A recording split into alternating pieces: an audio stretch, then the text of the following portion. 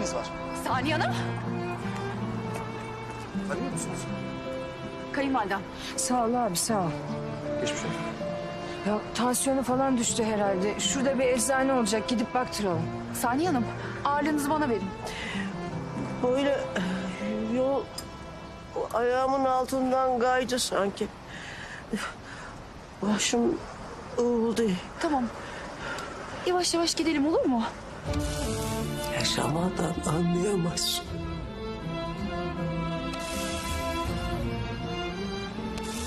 Yarın öbür gün sokacaksın şu kapıdan bir belayı.